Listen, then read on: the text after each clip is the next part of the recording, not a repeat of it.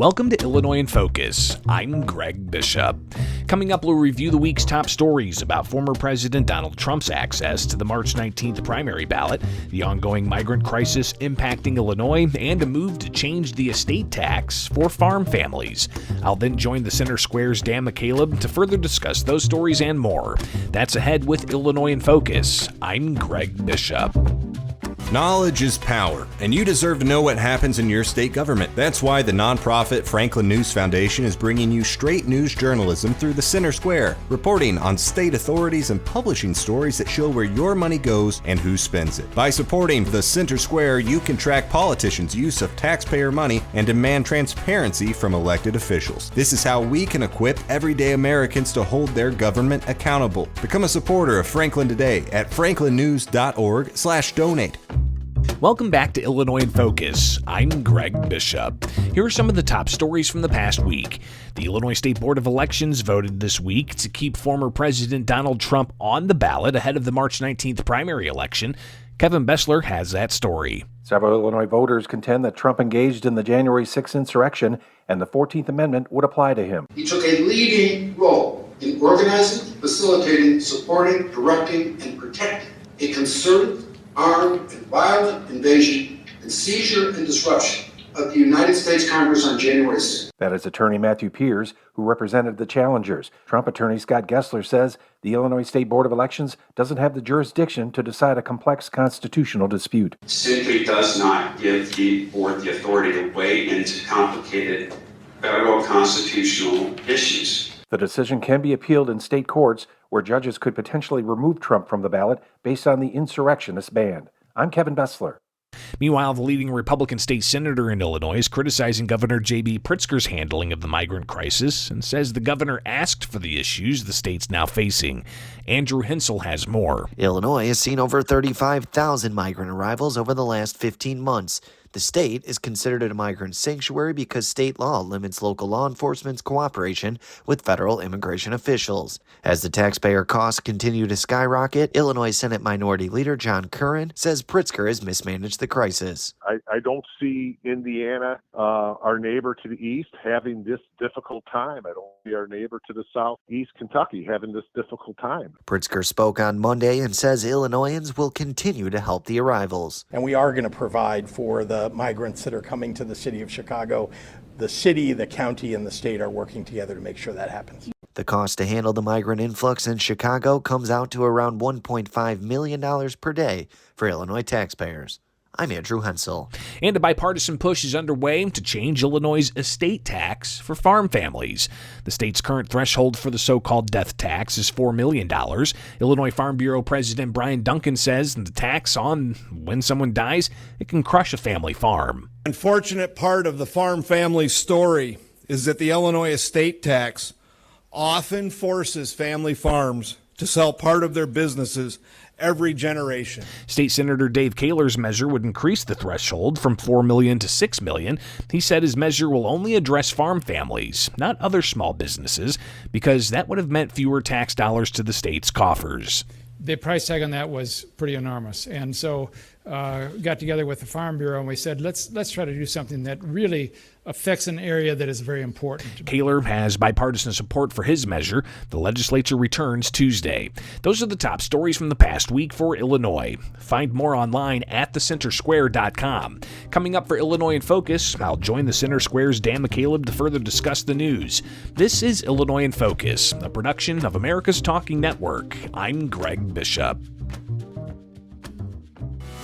Are you tired of news that puts politics over people? At the nonprofit Franklin News Foundation, we believe in putting people over politics by delivering nonpartisan news and audio content that serves you, the American taxpayer. With Franklin News Foundation, you can read fact-based, state-focused news for free at thecentersquare.com. You can listen to civil, balanced conversations between policy experts through our podcast network at americastalking.com. Or you can get in-depth news on K-12 education spending, curriculum, and school safety at chalkboardnews.com.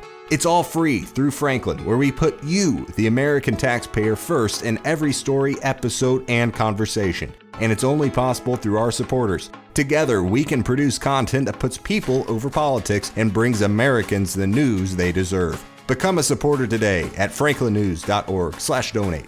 Once again, that's franklinnews.org/donate. Greetings and welcome to Illinois in Focus, powered by the Center Square. I'm Dan McCaleb, Vice President of News and Content at the Franklin News Foundation, publisher of the Center Square Newswire service. Joining me again today is Greg Bishop, the Center Square's Illinois Capitol Bureau senior reporter and editor. We are recording this on Thursday, February 1st. Greg, that means tomorrow is Groundhog's Day. And while Punxsutawney Phil in Pennsylvania gets all the national media attention, Illinois' own Woodstock Willie in the suburban Chicago town of Woodstock, where the Bill Murray movie, appropriately named Groundhog's Day, was filmed, Woodstock Willie will make his own prognostication. Anyway, Greg, speaking of Groundhog's Day, the movie I'm talking about, states across the country are deciding on attempts to kick former President Donald Trump off the ballot.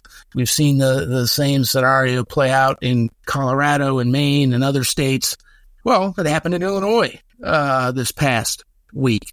The state elections board said it didn't have the authority to remove Trump, so he remains on the ballot pending any court decisions. Tell us more, Greg. And those court decisions expected, especially when it comes to those who advanced this objection against Trump being passionate, accusing the former president of inciting insurrection. And that really was the crux of the case that they brought forward to the Illinois State Board of Elections.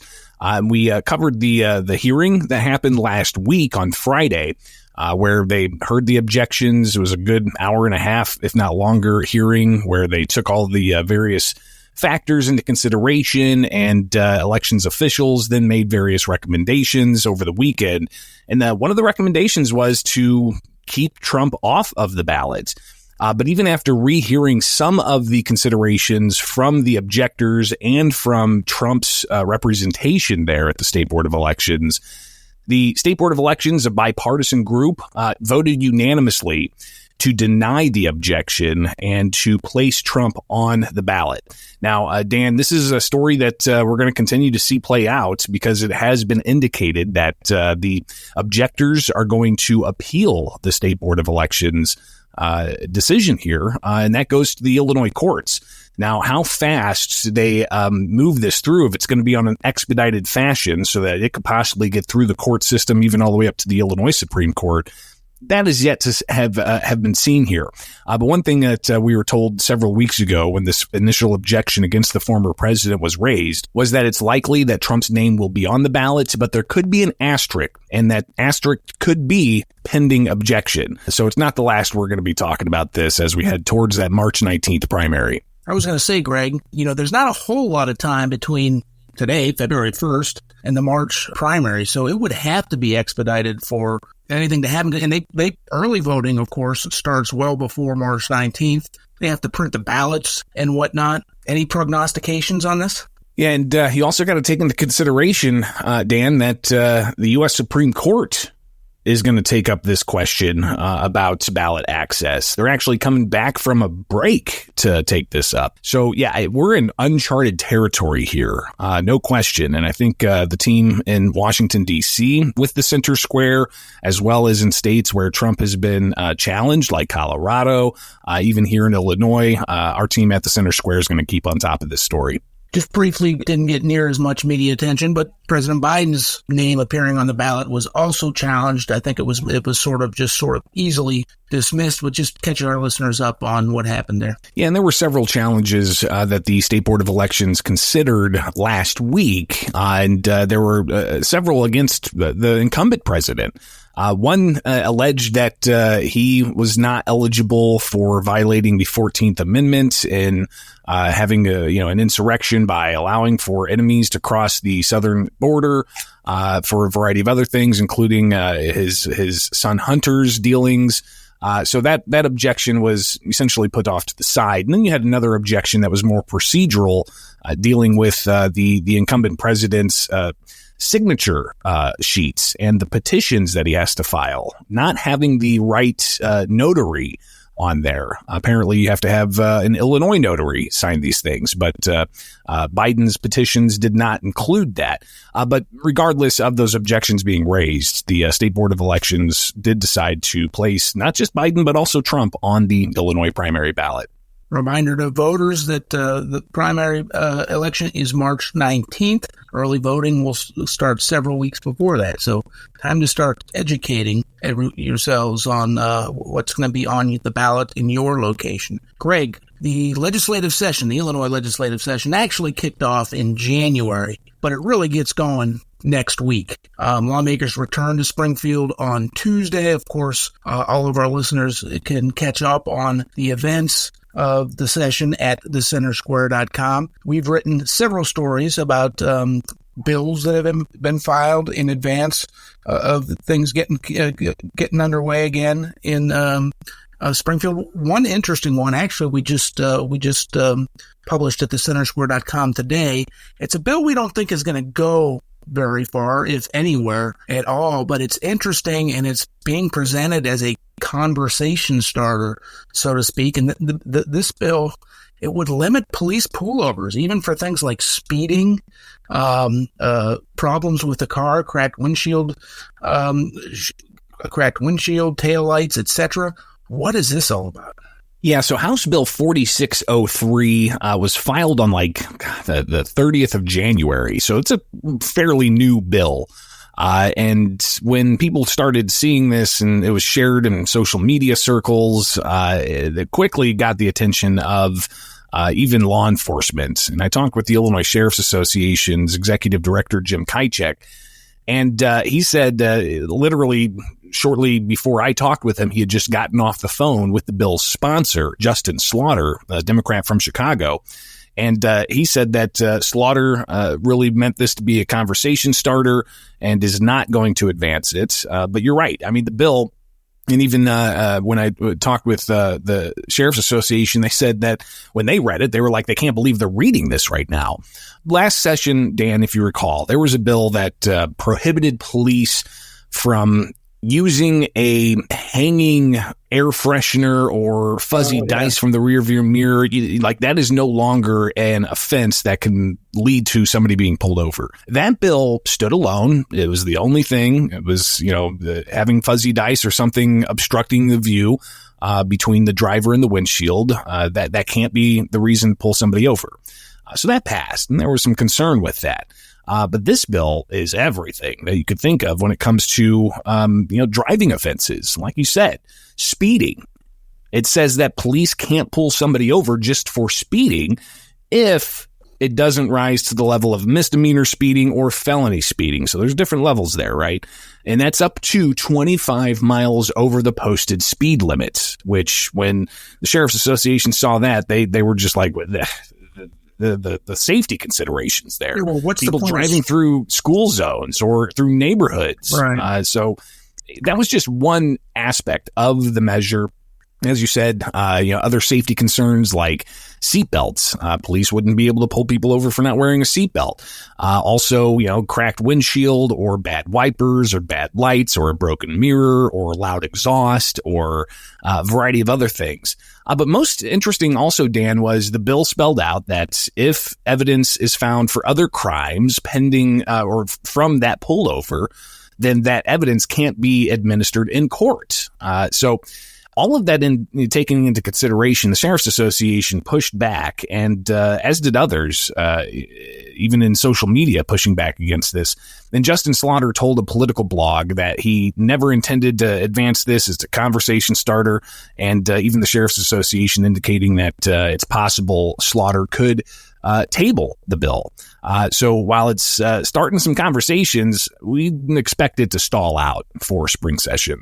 Another bill that we wrote about is a bipartisan measure that would give some relief to family farmers on the state's estate tax. Essentially, when a head of household dies, now that estate is subject to a significant tax over a certain property value. Lawmakers at a news conference this week said they want to raise that threshold Of course, family farms are the biggest ones impacted by that. If the owner of the farm dies, wants to pass his or her farm off to heirs, many times because of that estate tax, the farmland has to be sold just to pay off that estate tax. This is meant to address that. Yeah, so the estate tax in Illinois has been a point of consideration for not just farmers, but also small business owners for years. And essentially how it is there's different tiers for how much somebody who is inheriting property or a business or something to that effect, something with value,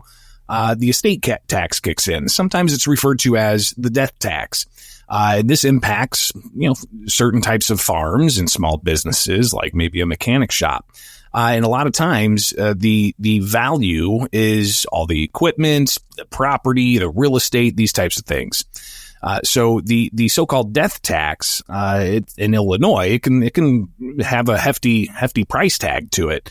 If, say, the child of a business owner inherits the business after the original owner passes away, they would have to pay a certain tax to Illinois just for being that heir. So you've had the debate about the estate tax in Illinois for years in the state, and even last year there was a bill to change the overall estate tax.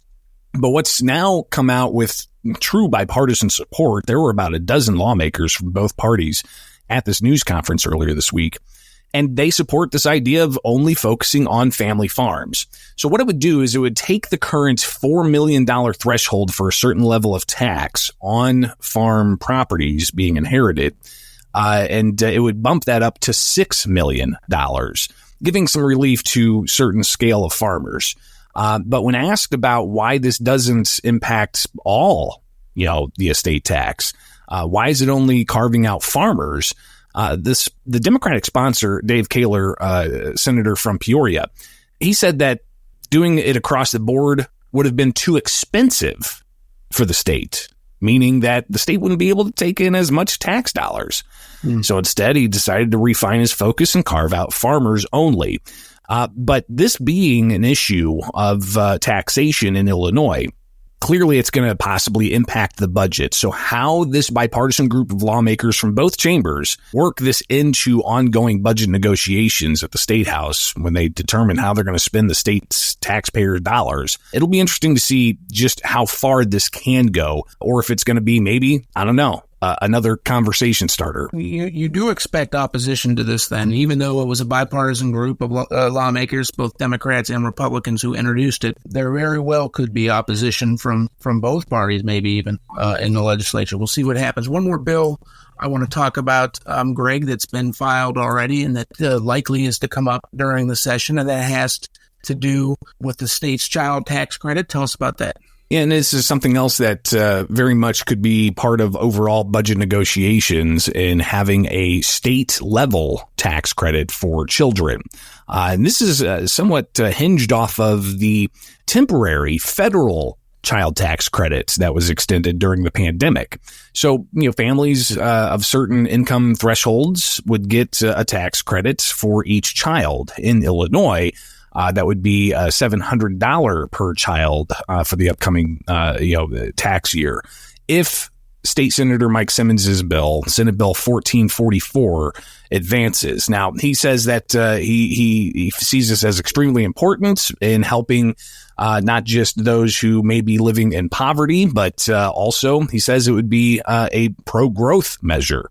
Because these families would end up having to spend the money in the economy, creating more jobs, and therefore leading to more growth. So all of this obviously impacts the amount of tax dollars the state collects, and how that could impact a budget with possible deficits heading into the next fiscal year this summer.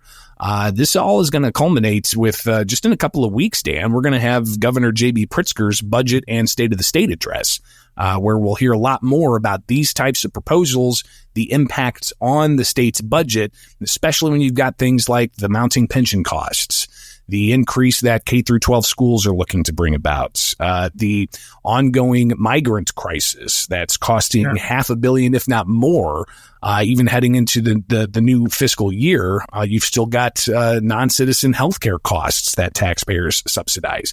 So all of these costs obviously are going to be on the table when they discuss things like a child tax credit or when they discuss things like changing the estate tax, let alone all the other conversations there are about the possibility of a progressive income tax resurfacing or how they're going to try to deal with Illinois' high property taxes. So the team from the Center Square will be on the ground to be tracking all of this all throughout spring session. And once again, lawmakers return to Springfield on Tuesday of next week. Looks like we have a pretty packed schedule. Already looking at a number of committee hearings, news conferences. Those are always fun as session gets back underway. See what's on lawmakers' mind. You referenced the cost of the migrant crisis, Greg. It wouldn't be Illinois in focus, I think, nowadays without talking about the ongoing migrant crisis. More than 35,000 migrants bussed to the state from the southern U.S. border, most of them ending up in Chicago. Some more developments there this week, Greg. Chicago Mayor Johnson extended what had been a 60-day limit on stays at the city's homeless shelters. They put the limit in place because they were full. Yeah, and the costs and the humanitarian concerns clearly still very much top of mind. And when it comes to how Chicago deals with this, clearly there's been a little bit of difference in how the city's moving forward and what the state wants to see happen. So even Chicago Mayor Brandon Johnson laying out that he'd like to see the state set up shelters outside of Chicago. And the state still has millions of dollars in grants that they can give to local jurisdictions to take in those migrants. But we've seen not as much uptake on that proposal, even though the mayor has said time and again that that should be outside of Chicago where some new shelters can be placed. But the costs are $1.5 million a day. Dan, that's something that the Chicago mayor highlighted in some comments earlier this week. $1.5 million a day. He says it's not sustainable, and he's still urging for the federal government to provide some federal resources. Several days ago, earlier this month, you had Chicago State Representative Cam Buckner suggest that the Chicago government and political leaders block the Democrat National Convention from going to Chicago in exchange for getting more federal funds to address these types of issues. Governor J.B. Pritzker downplayed that idea, saying it might be a radical idea just to raise the issue, but he says that the state's going to continue to take care of the migrants. And Chicago says they're going to continue to be an opening, welcome sanctuary city. And I don't think until there's actual, some kind of political outcome out of Washington, D.C. with whatever type of immigration deal they're crafting, I don't foresee this issue dying down anytime soon, even heading into the 2024 DNC this August. So the costs are mounting. Humanitarian concerns are clear. And even, Dan, I don't know if you saw this, but Cook County Sheriff Tom Dart earlier this week, he uncovered a migrant-on-migrant crime ring where newly arrived non-citizens, foreign nationals, were being told by Mexican foreign nationals to go steal stuff in exchange for fake work permits and fake IDs. Oh, man. So you've got that element in the mix as well. Yeah, this is something that we're going to probably continue to talk about every week here. The issue is only going to get worse as more and more migrants from the southern border are bussed, transported to Chicago. As usual, thank you for your insight into all of these stories, but we are out of time. Listeners can keep up with all of the stories we talked about and so much more, including legislative activity at thecentersquare.com. For Greg Bishop, I'm Dan McCaleb. Please subscribe. Thank you for listening.